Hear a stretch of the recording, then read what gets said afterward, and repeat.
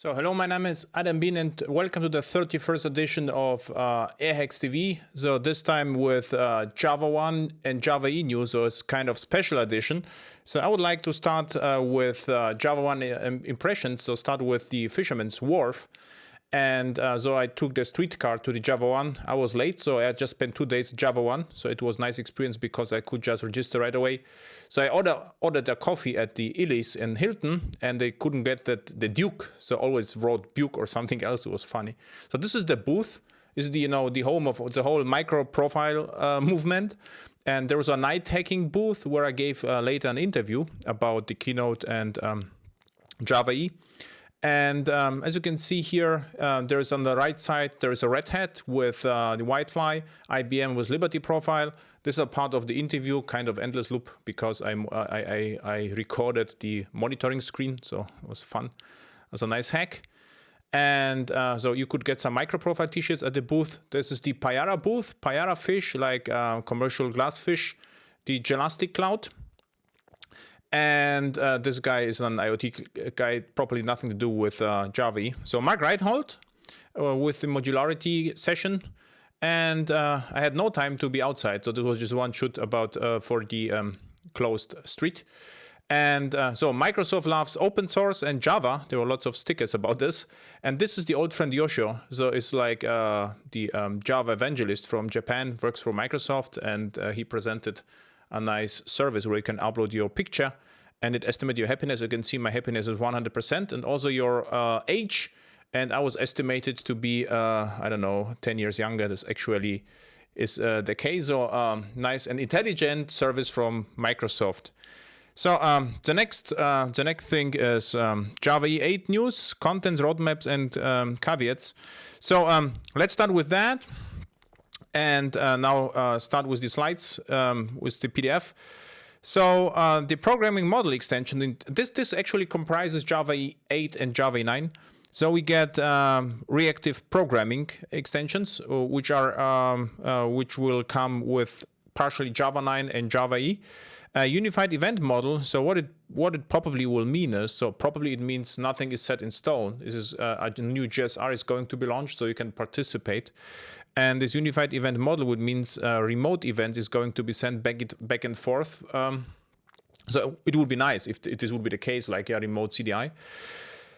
We get JAX-RS extensions, and this is already on the road to 1, and HTTP2, so Servlet 4, and better Lambda integration in JSON-B, so like JAX-B, but for JSON. Also packaging extensions, particularly interesting for cloud providers. Key value store. So I'm curious about this one because what key value store means is that we get a new API for this. And there were already several attempts at Java 1 and previous Java 1 to extend JPA to support NoSQL databases. And the audience and the speakers had actually no idea. There were no good ideas, what actually is to do, because JPA already works fine with some data stores. So I'm curious what happens here. Eventual consistency. What basically the idea is, you get a data structure, and the changes to the data structure occur via event sourcing or stream of events. And in one point of time, this data structure becomes consistent. So serverless. Well, the definition of serverless, according to the keynote at Java 1, is like you just focus on a programming model and don't care about the application server. So we already have similar experience right now with Docker, but this is going to be formalized in Java E. Configuration, so there is, I think it's called Tamaya, Apache Tamaya spec, and the spec leads from the configuration. Spec will, or the JSR is going to be heavily inspired by already existing configurations. And what we get is the configuration spec, like get config, polling for auto updates, and event source, and probably also integration with already existing APIs like persistence XML, where we can, for instance, specify a configured data source on configured username and password. So multi-tenancy was already a part of Java EE7, but was postponed. So this comes back. Lots of persistence providers already support that because it was meant to be supported in Java 7. So state, I guess this is like formalization of JCache. This is what state is going, because the state API and JCache API is going to be very, very similar. Resiliency, like built-in patterns, like resilient commands. And it was not mentioned during the keynote, but what I hope the concurrency utilities for Java are going to be included as well, because the concurrency utilities for Java is an integral part of resiliency. Is built-in bulkheads basically in application servers. And security, lots of work has already been done at the Soteria reference implementation. And this is going to be part of Java EE 8. So how it looks like, what is the platform architecture? So API gateway, load balancer, and this is the container, Java E runtime, SE runtime, and this runs on operating system, hypervisor, or container runtime. And this is how it was presented at the Java 1. So what we can, of course, not everything has to be load balanced, right? This is like just the idea how it could look like. And these are the specs. So what we get configuration and health check as a new specs. Security and JSON-B are going to be enhanced, are going to be heavily enhanced. They are going to be changed. So the blue one. And these are not going to be changed because they will remain as they are. And there is some discussion about the MVC model view controller spec because it is almost already done, and it would be a pity if it doesn't make it to the Java E8. From my perspective, MVC is a great spec for server-side templating. But for instance, you could pre-populate your Angular or React application with server data. And the roadmap is actually really nice. So what it basically means, in 1 year we get Java 8, and 1 year later, in 2018, Java E9, which is actually perfect. So what it means, we get very soon new specs. So 1 year is actually a bold statement, but I think now they have to execute. It was announced right now. And what's also interesting is, I just listened to lots of sessions about Java E8 and Java E9, and every spec lead or every speaker at the session just invited the audience to participate in the survey. So just do it as well. So this is the glassfish.org survey, and just ask for feedback. So it seems like they are really open for feedback, which is a nice thing. So what I was curious the whole time actually is what happens if Oracle becomes inactive again. So let's say the spec leads, for unknown reasons, they are alive, but they do nothing. So they won't react to emails and nothing happens. And I was curious about this situation. So I got some behind the scenes conversations, and what I understood is if a spec lead becomes inactive, there is no way to take over the spec. This was new to me. So what it basically means is, if I would open a spec, let's say, I don't know, airhacks TV spec, how to record screencasts, and then I become inactive, there is no way to take over the spec by someone else. So and this is actually a pity. So I think it would be nice if the JCP would be extended this way. Then in such a case, all the EGs could decide, to vote for another spec lead. So this is the one possible disappointment or disadvantage of JCP. But on the other side, what I'm really happy with is, we get the already guru spec leads from Java E, really nice spec leads, and in my eyes, it is not a bad thing to have really competent people who drive forward the Java E really fast, then have open discussion and nothing happens for years. So this was the Java E8 and Java E9 news. And what was also interesting, microprofile was also mentioned during the keynote. And microprofile was started without Oracle, but now Oracle will participate as well, which is also a nice statement. So this is about Java E and Java 1. So these are the, if you have questions, ask in the chat. Yeah, we had a keynote crash half hour ago, so I restarted the show, so you can still ask questions if you like. Yeah, stream is offline. Now I'm online again. So let's start with the questions. So the first question is, what about proxy or API gateway in Docker? This was one of the questions during the last airhack show. Is there in Dockland any image? Yes, there is. What I showed you was this HA proxy configuration. This is like an indirection, this HA proxy. Or is it not necessary if you have multiple image running? So in my eyes, it is not necessary to have always an API gateway.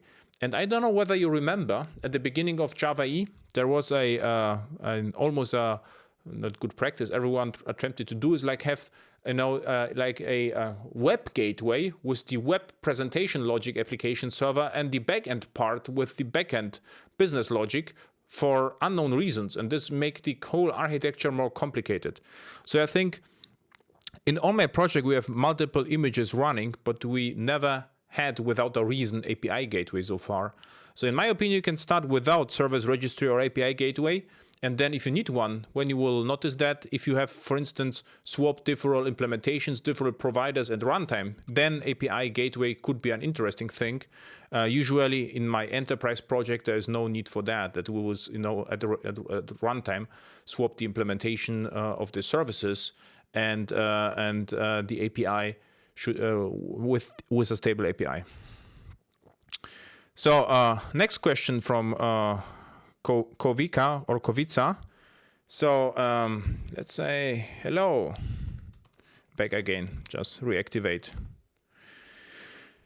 So I want to do load balancing for my application running on Glassfish. I came up with two possible solutions. So there are several. What to do is create Docker for each individual Glassfish server. This is what I would propose.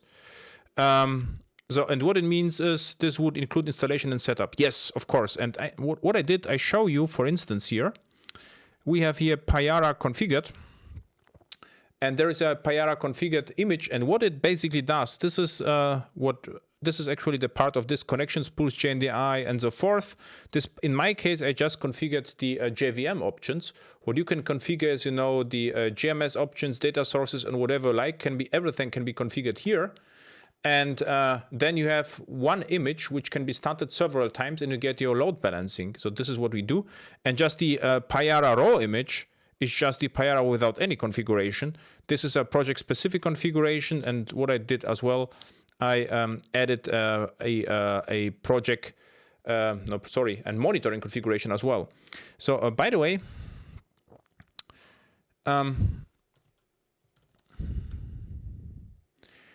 what I also did, I recorded a screencast about load balancing Java E microservices, where I actually did it. I implemented a cluster with HA proxy as a part of the Docklands image, so you will see it live. And what I also did, I implemented or recorded service-to-service configuration with microservices, this screencast. And I go a little bit into the depth during my Java 1 session. The problem with the Java 1 session, for unknown reasons, my terminal became very, very slow. And for the first, 10-15 minutes, I just had to wait until the application server starts in 2 minutes. Had no idea what happens behind the scenes. I think it had something to do with the conference network. But what I did is I re-recorded the first part here in this screencast, so you can watch both if you like. And by the way, what I also did, I recorded some screencasts about React and Angular 2, and then another screencast with just going with plain JavaScript and DOM without any framework. If you are curious, and because we are already here, what's also interesting is, on that note, for both workshops, Angular 2 and React, there are almost the same amount of attendees. So it seems like both workshops or both technologies like React and Angular are equally popular, which I thought Angular 2 is going to be massively more popular than React. And so I'm really glad, because I think React is a little bit leaner technology than Angular. So okay, so if you would like to to take a look at load balancing with HA proxy, for instance, and just take a look at this. Okay, and of course you can use and this is actually a mix of both. I use AS admin, as you noticed, within the Docker, so nothing against that also works. So do you use Linux server for Docker? Yes, I always use Linux server. So I personally always use Linux servers. Some of my clients use Windows, but the vast majority of my clients uses Linux as well. Do you use OpenJDK from Oracle in production as well? So I used always from Oracle the JDK. Since I use Docker, I use OpenJDK. What was announced at the keynote that the Oracle JDK becomes also containerized out of the box, so it's easier to install. Then I would probably use the Oracle's JDK again. But my server runs on OpenJDK, and I'm happy so far with the performance. So I have no comparison between Oracle JDK and OpenJDK, but I just switched to OpenJDK without any major issues. So does Docker work if you have a Swing-based application? Yes, it works, but it would be strange. So what you will have to do is you will have to export the terminal. Not the terminal, the screen with X server. So this is actually a bad hack, so you should not do this. Yeah, and this is just a hint. In the 30th airhacks, Alamein is one of the attendees, mentioned that the Jasper reports that uses Glassfish for large PDFs. And what they used the virtualizer here, and this is actually a nice feature from Jasper reports to support large PDF files. Okay, so, and this is a very similar question to this one. How important is the role of the JVM, Oracle versus OpenJDK versus IBM in your projects? Do you even bother? So in my commercial projects I bother a lot. For instance, some of my clients have the Java for Business license or the Oracle license. If they have the license, we run JMC, Java Mission Control in production, which is really nice. So if they don't have the license, so we cannot run this. But still, if something happens in production in HA environments, it is, of course, you only get support for the JDK, and it was necessary sometimes. As in the past, we used that from time to time in larger deployments, and IBM. So if you are running, on mainframe AS400 or whatever, then I will always use IBM JDK, of course. Any recommendations for JVM tuning for server-side applications? I will. So my recommendation would be start with no tuning at all, and then perform some stress tests, and then monitor your application first, and then tune the JVM. I would not expect too much with JVM and garbage collection tuning. Usually, you can achieve more with the application, but. And so for tuning the JVM, the best tool I know is the Java Mission Control from Oracle, from the Oracle JVM. There's a similar tool from IBM. It works the best on the IBM JVM. I actually forgot the name. And you have to look. This is like Eclipse plugin, and it provides you with profiling information. Okay, so take a look. Whether we have some questions. No questions, and I think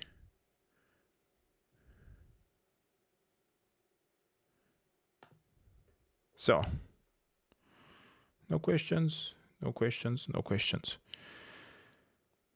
So questions about CDI and clusters. So first, there is no cluster for CDI. So someone could implement clustering for CDI, but it's not a part of the spec. Inject is not suitable to work with EJB beans. What it basically means, they have ER with EJB modules. So, and this is when my experience stops, because for years I didn't deploy ERs anymore. So what really happens in all my projects, we just have wars, and only in few cases we have jars within the wars. So I have no experience here with ER packaging on WebLogic, or no experience. So my experience is 5 years old or even older since we got Java 6. So we have to check out how old this pack actually is. So ambiguous dependency error, and what I don't think the cluster environments are the problems with CDI. What I remember, this was in one Glassfish project. If you would like to communicate between nodes, we had to configure in EJB jar the IOP, this IIOR. This is like how it's called, interop identifier in order to communicate between the cluster nodes, and what's also a little bit problematic, so how cluster works is the following: you have the web application in the EJB, and usually also in cluster the web app gets injected local EJBs. And if you have a SOAP service or JAX-RS service, then it's the same. So your EJBs, your local views of the EJBs get injected to the presentation. So it's not like you get clustering within your ear. So usually the ear is not cluster aware. So what happened, or I don't know, 15 years ago, there was the idea that EJBs are remote. So there are so-called smart stops, and they were cluster aware, but there was no dependency injection. What it basically meant is that a swing client, for instance, just got per JNDI lookup an EJB stub, and the stubs were cluster aware. But this is no more the case. So I think this question, something else is going wrong, because the EJB are not clusterable even on a cluster, because it doesn't make any sense. The whole transaction happens in one cluster node, nothing is remote. Okay, so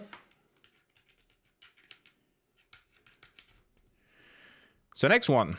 So what I could do is actually just a little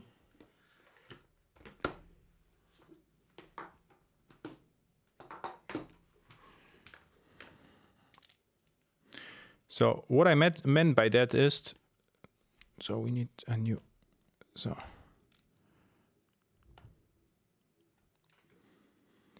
even if in a cluster, if you are in an ear, let's say this is an ear, so what we have two ears, and what you would like to have is the following, that if this is the incoming transaction and this is your EJB, so before the EJB you get JAX-RS, you get your servlet or whatever, so this is injected here, but this is not clustered. So always a local interfaces get injected. And even if you have a lots of EJB, best practice would be that everything here has to be local. So what it means, the whole transaction happens in one node. So what should not happen, that this cluster, that this node calls the other one, because then we will have to have X8 transaction and whatever. So in case you have something like this, I would reconfigure the whole thing and just remove all the remote interfaces from EJBs.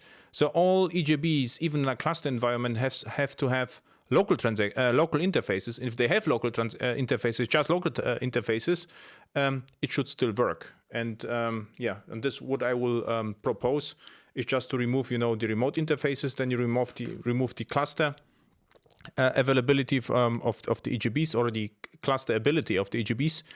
And then you don't have the problem, because otherwise it doesn't make any sense that one transaction will leave one node and go to the other. Okay. So how do you combine JAX-RS and JSF? So very similar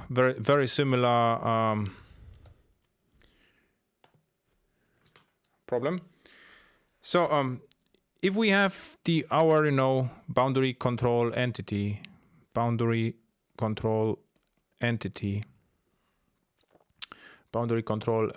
architecture, and if we have JSF, the great advantage of JSF is that JSF can work in process and get injected the boundary.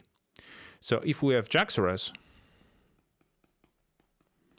similarly, the JAX-RS resource sits here and accesses the same boundary. So the EJBs and the JSF share the same boundary.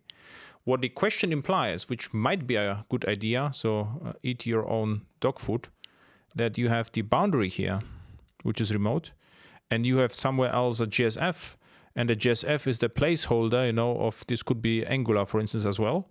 So, and this this is a remote call here, and this exposes the browser window. So we did it once. This was a migration project, and what it basically means is you expose one nice business API, and the backing beans from the GSF views access remotely via JAX-RS and HTTP the remote server. So there's no difference between JSF, JavaFX, Angular 2, React or whatever, HTML5 or whatever. All the clients access the same remote interface. So what it basically means, my backing bean has a reference to JAX-RS 2 client,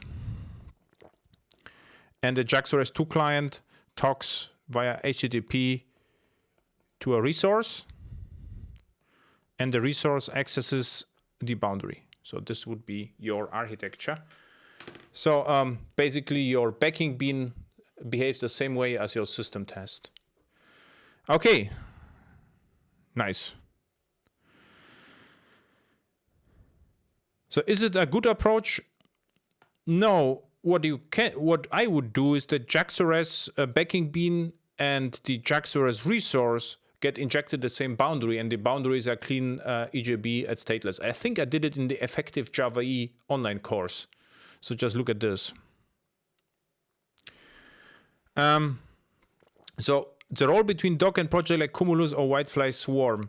This is a very interesting question. So what Cumulus does is just packages this set of Maven, awesome set of Maven plugins which package the application and just the application server or the application and just deploy a small part, a small jar. Whitefly Swarm or Payara Micro are the same. And what is the advantage of doing so? So in my eyes, such projects make particular sense if you don't have Docker. Because if you have Docker, Docker comes with inheritance, which I presented to you. So this is the Java image. We have the Payara image, and which inherits from Java, and we get the configured Payara image, which inherits from Payara. And what it basically means is that it is already optimized that way that if we deploy an application here, it just comprises the war, and there is already the separation between the larger application server file and the smaller, smaller. This is like tiny, and the very tiny wars. The wars are really small. So just look at the interviews. There are usually, if you are reasonable, beyond 1 meg. So, and if you would use Cumulus, Payara Micro, whatever, there would be no such a separation. Instead, of having Payara configured and Payara monitored, you would get in the ping war here everything, the application server and the war. So the whole deployment will take longer. So in my case on Docker, it does not make a lot of sense, but probably I missed something. So I think the great advantage of Java E is the deployment model, where the application server is strictly separated from the business logic. So the application server image only consists once or resides once on a node and can be started multiple times. So this is, I think, great advantage. Why? Because it speeds up the deployment and the startup times. What is the best way to configure a driver JDBC pull and data servers in the E7 running in a Docker? So hard code as much as possible on the application server, and if something has to be replaced, just use the system properties. So I also recorded a screencast here. I think, let's see. Staging external resources with Dockerized Java application. Just take a look at this. And what we also had, we had a conversation at Java 1. I was in a late BOV with Oracle connection pool engineers, and I think it would be nice if the connection pool would pick up, some environment entries as configuration sources. So we could configure everything with Docker with the -e. With the -e toggle. So, and what Cumulus, what they suggest is to use resource local, and what I suggest is use JTA transactions. Why is far easier to use transactions over using resource local and manage transactions by yourself, and bloats your code. So I would, if I don't have, I would never use resource local. So, do you know a JustPeak server authentication module for SAML authentication? So there are actually two possibilities. They are very similar. OpenAM from ForgeRock, and they have they don't have a sum module. Rather than what they have is lots of adapters like agents, and what they also have are servlet filters. So this is what I look at. And of course, Picket Link is a little bit outdated, but Keycloak from JBoss. Let's see whether we find this exactly. And this is a similar story. What they have SAML providers like servlet filters where you can integrate it from outside, but it is not like pluggable JustSpeak provider, which I know of. Okay. So this is what I would suggest you. The next question, let's wait a second. There is something going on here. No. Okay. The next question is, in the last time I had the feeling that JavaX is losing traction. Well, the Oracle does not, push JavaFX a lot, and the problem with JavaX is actually a complicated technology. So you have to support low-level, GPU drivers or whatever. So it's really hard for community to contribute meaningful code. And on the other side, HTML5 browser becomes more and more capable. So then, of course, like JavaFX will lose the traction. But if you think about this, I'm actually still a huge fan of JavaFX. If you would start a JavaFX project before Angular 1 happened, so now we get Angular 2 and React, and everything looks actually completely different. The JavaFX application will still look the same, and it will still probably support it until Java 9. So it's not like, so what it means, it loses traction. This is not as sexy as it was, a few years ago, this for sure. Is it worth to invest time in learning JavaFX nowadays? I think so. I mean, it's not like you would spend, a month of learning JavaFX. So if you are interested in the UI technology with Java, just do it. And nothing prevents you, to know JavaFX and HTML5. So questions about communication between applications using REST. So design API, for instance, a service to verify if a customer has a credit. Should I return 200 to show that this customer has a credit, and 404 to show that it hasn't, or 204? It means document contains no data if it doesn't. So I will just use this 204. In the consumer service, where I consume the service, should I treat the response JSON or just the status? So right now I'm implementing such HTTP client for React and Angular 2, and so there is no problem looking at the HTTP header. So you can just have full access to the header. So you can just do it. So of course you should look at the headers as well. So for me, the header is like a metadata, additional information, and the payload is the payload. So I would prefer the 204 solution over status 0, return true, message has credit, for instance. So, but this is like there are many opinions about this topic. So for me, 204 is the way to go. And by the way, let's see, RFC post HTTP. What I do before frequently my projects, let's see whether post. For instance, if you look at this spec here, this is post, there is put, and so forth. So it already proposes, the header. So 204 no content is the appropriate response status in the case either 200 okay or 204 no content. And if you start with JAX-RS and you return void, it will convert this automatically to 204. So the conventions, JAX-RS conventions, are already good enough.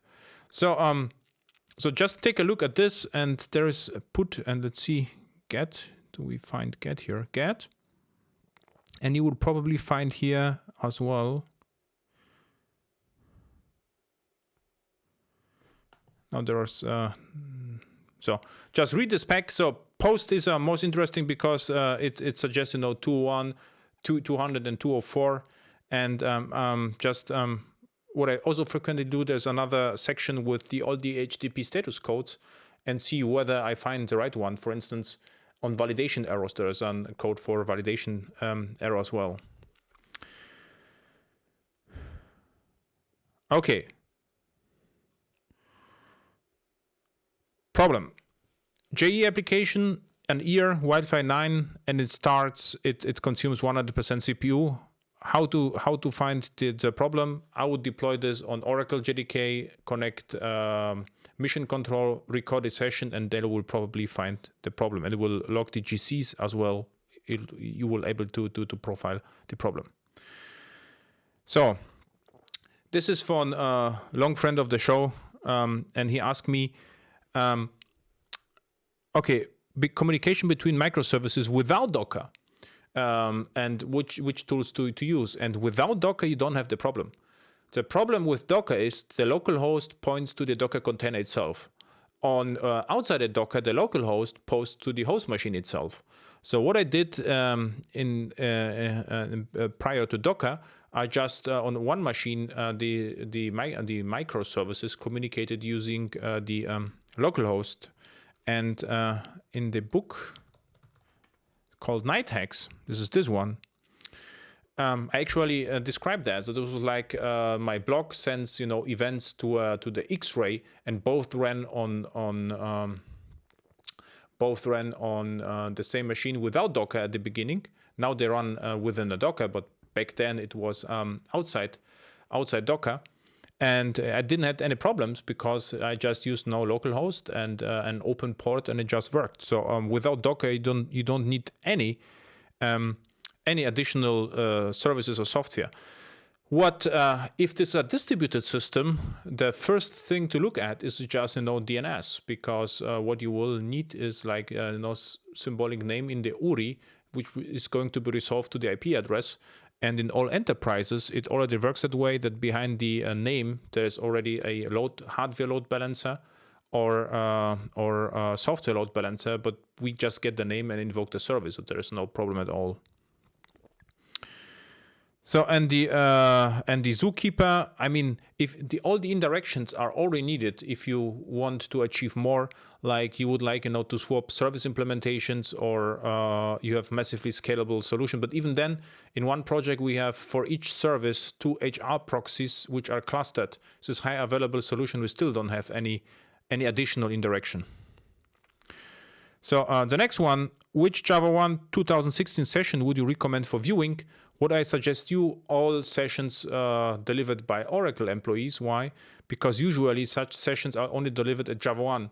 And all the sessions from consultants you can also hear at different conferences or other conferences to Java 1.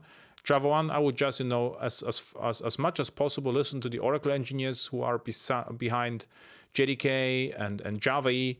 Why? Because they just speak in San Francisco, and they're actually building the stuff, so it's particularly interesting to listen to them.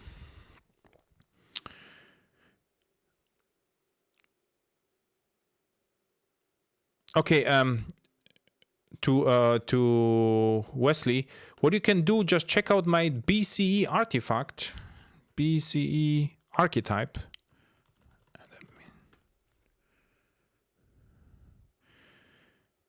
And the archetype comes with a sample app, and this sample app, I hope I just implemented a CRUD with some HTTP status code, so you can look at this and inspire yourself. So. Yes, there's a code-driven microservice session. What I did at the info share was 20 minutes. I hacked some services and showed the monitoring Payara capabilities. Is there something available for Whitefly as well? Yes, and it's also available via RESTful web services. So Whitefly monitoring, and they have even a console called RHQ, I think. There are several. No, there's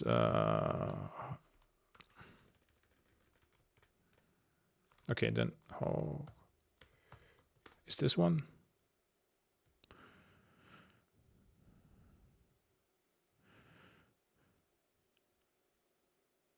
So there is Hokula, and there are similar projects for monitoring on Whitefly.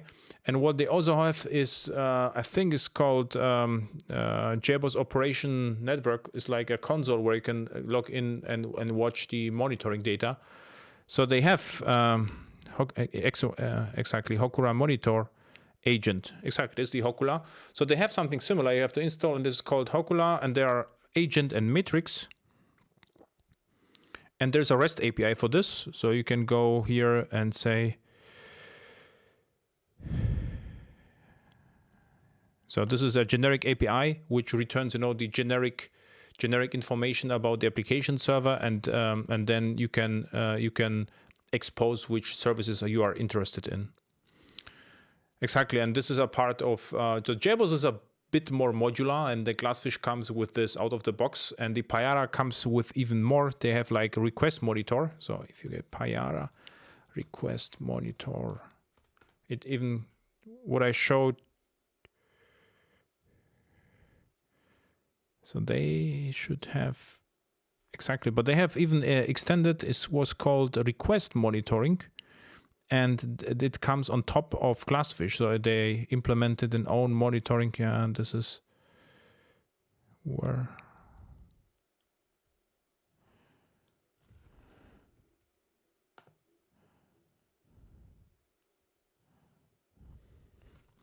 request tracing. Payara request tracing. And there should be a picture somewhere. This is fairly new. And it then looks like this. So you can see for each request, where the time is spent. So it's also nice. So this comes with Payara. What I showed on InfoShare was the generic Glassfish monitoring, and JBoss has the same. So look at the Hokula, and the agent has to be installed, and they can expose everything via REST. And the Tommy also comes with nice monitoring solutions. So actually all application servers comes with nice monitoring. Okay, so this was about monitoring. Oh, Nebras wanted to just to say thank you. So I thank you for watching my microservice workshop. So this is what I actually do in projects. So thank you. And really nice that I'm glad you like that. So I would like to hear you about the opinion of event sourcing. Have you worked in a project that used this pattern? Of course. So I mean, what event sourcing just means is like, let's imagine you have one system which sends events and the other consumes the events. Actually, my blog works like this. So if you go to my blog, there are some stats. On the right side should be this, and all the statistics are actually not a part of the blogging platform. So on each click, a message is sent to the X-ray, and it aggregates the stream. So if I would just record the whole stream, I could just, I could record the state of the whole blog. So what event sourcing means? There is a queue. You're sending events, and you can reconstruct the whole state from the contents of the queue. Right now, I'm in project with React, and in this project there is an architecture called Flux, Flux, and what you can do then is also event sourcing. So you're sending just events between the UI and the stores, and the events are fully encapsulate the state. So if you just send the same events in the same order, you always get the same feedback. It's also event sourcing, and the whole cluster synchronization is also event sourcing. So event sourcing is a nice thing. What you have to be careful, you have to have checkpoints or from time to time. Otherwise, the question is how many messages you would like to send to reconstruct the state of your app. So, yeah, I use event sourcing where appropriate, and usually it's appropriate in all fire and forget architectures, where, for instance, if you send messages to the payment gateway or whatever, this is just perfect case for event sourcing. But what you should never do is just introduce event sourcing just because we can, because it will overcomplicate the architecture. So what tool do you recommend to generate REST API docs? So what you should start with is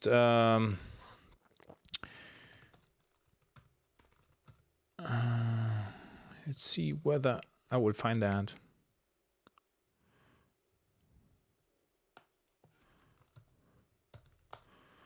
plugin. Exactly. There's a plugin from Sebastian Daschner, and what it does, it creates a Swagger file, and either Swagger or plain text or ASCII doc from the metadata from the JAX-RS resources, and this is actually a nice plugin. And I always start with that, and if this is not enough, then let's see. But I will start with that, and it creates for you ASCII doc, PDF, or even Swagger input. Okay, so Thomas asked me, do you already use the health check command support introducing Docker release 1.12? Yes, I experiment with this, particularly with together with the Pink project. And I actually wanted to record a screencast with that, and I probably will do actually.